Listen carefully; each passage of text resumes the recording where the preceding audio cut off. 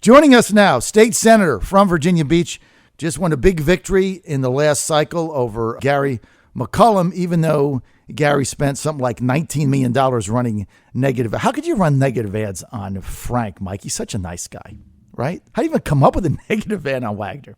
He's running for governor now, and since he's gotten in, all hell has broken loose. Senator Wagner, good to have you with us, sir. Good morning, John. How you doing? Trump is going to win on November 8th. You realize that, right, Senator? Yes, absolutely. Okay. Also, Morrissey's going to be mayor at Richmond. So if you're governor, you got to figure out how to work with him. Just be thinking about it, right? We got a lot to talk about today about your governor's race. But the first thing I want to do is talk about the lawsuit that Republicans have filed against Terry McAuliffe on the reinstatement of 13,000 felons, basically saying that, look, they broke the McAuliffe judgment that the Supreme Court of Virginia made because they say he's basically doing the same thing, only instead of 200,000, it's 13,000. But the governor says, no, I reviewed all of these files. What do you make of this whole thing? Well, I just think it's a travesty that, the vision for this entire administration up in Richmond his vision's been, let's get Hillary elected and let's pad the resume so that we can get Hillary elected and I can become Secretary of Commerce for the United States. And he will stop at nothing to try to attract as many votes as he possibly can for Hillary Clinton. And I think this is just part and parcel to everything he's done during his administration. And, I really hope that we can hold some serious contempt charges against him. Senator Wagner, what was the catalyst that got you into this race? Well, John, I've always been concerned, and particularly watching the actions of this administration, ignoring the ball. I mean, a lot of talk about job creation, no results. And the proof in the pudding is watching us.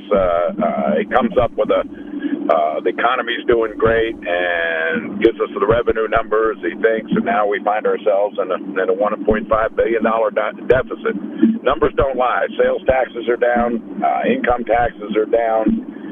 That's a direct reflection and correlation of the state of the economy in Virginia. Very similar to what Governor McDonald inherited, a $4.5 billion deficit. Mm-hmm. When he left office, we had a surplus and we were putting money back in the rainy day fund. Now we find ourselves with Governor McAuliffe right back in that deficit situation. The economy's lackluster, and clearly, when you look at not the unemployment figures for Virginia, but the amount of Virginians have just given up looking for work, given up those opportunities. John, that's the catalyst. We've got to be able to put Virginians back to work. We've got to be able to create the environment that's going to allow the job creations here in Virginia. And we've got to fight back on Washington with the out-of-control regulation scheme. The amount of regulations coming down over and over and over again. This governor has just accepted them, rolled over. I'm going to be the governor that's going to fight these regulations and fight Washington every step of the way, every time they overstep their bounds. Senator Wagner, let's go to the race because this is what is on a lot of people's minds. You entered in it. A lot of people, not me, but a lot of others saying that Ed Gillespie is basically the morning line chalk in this race, that he's got all the money, he's got a lot of people backing him. And so a lot of people say, look, in a primary situation, Gillespie is the overwhelming favorite because he's got the statewide ID and he's got all the money and he's got a lot of the House leadership behind him. How does Frank Wagner overcome Gillespie's lead? Bottom line is, how do you beat Ed Gillespie? Well, first of all, I think you need to, if you put the resumes side by side, John, take the names off the top, put the resumes side by side, and ask yourself, who do you want? Because what Virginians are going to do when they go to the polls is hire somebody to run the Commonwealth of Virginia and have the eye focused on only the Commonwealth of Virginia. So if you set the resumes side by side, I grew up in Virginia. My entire life's been spent in Virginia, except for the time that my military service has taken me out of Virginia. I'm the only one of the Republican announced candidates to serve a minute in the military. I'm very proud of my military service. I attended the Naval Academy. I was a hard hat diver in the Navy, an engineering duty officer, and I'm also a job creator. Not one that talks about it, but one that's actually done it. I started a company in Portsmouth. Grew it to over 100 people from a startup in just 3 years. Turned around and sold it. The person I sold it to grew it to 1,000 people, and sold it to a major defense contractor. I had a non-compete on me. When it came off, I bought another business with about 30 employees. Grew that to 140 employees. So I've been on the receiving end of the government regulations. I've also know what it's like to make a payroll, to hire folks, to put Virginians back to work, because I've actually done it. And then my experience in the legislature with the move towards resolving the transportation problems of Virginia, and I think you can see the results all over Hampton Roads now of those activities from just 3 years ago that are actually starting to come to fulfillment around here. The energy plan I put in, the first time ever that Virginia actually has a comprehensive energy plan as a result of legislation I put in. When you look at the record, when you talk about jobs and job creation, you have to start looking at the legislative rankings. This last year, I came out number one out of all 140 legislators in terms of pro-business attitude. That's the kind of focus that we're going to need in the governor's mansion. That's the kind of focus I'm going to bring.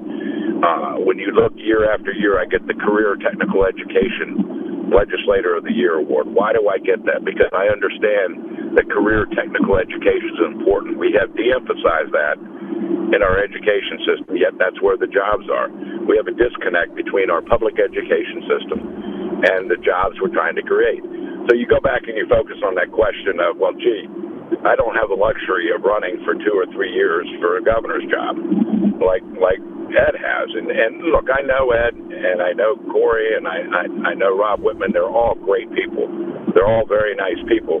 I'm just matching my resume against theirs. I'm matching my accomplishments. But more importantly, I think what we need to focus on is, what is your vision for Virginia? Mm-hmm. How are we going to turn this ship of state around and get Virginia back on track? And that's what I intend to give a few leaders there when I start doing that. But that's what we're going to sit around and talk about. And in terms of money, money is a huge factor in all of this. Last year I had everything but the kitchen sink thrown at me. In this last campaign, one of the most negative campaigns that I've ever been involved in. But, I raised $1.7 million for a state Senate race to try to defend myself, protect my record, and ensure that the voters knew who they were voting for. Mm-hmm. I can do it again. We'll put it together. It's a shame that a late start is considered 15, 14 months away from the election, but I look forward to a primary, because I look forward to comparing my resume side by side and having all Republicans, not just those that can make a convention, but all Republicans, whether they have the opportunity to select the candidate that they want to run for governor. I look forward to that opportunity, and I'm primed and ready to go, John.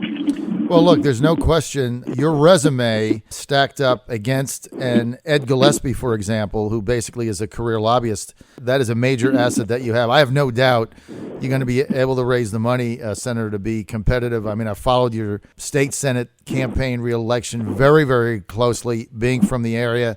I don't know how much money Gary McCollum, your Democratic opponent, how much money in negative ads they threw against you, but it was a lot of money, and you blew them out.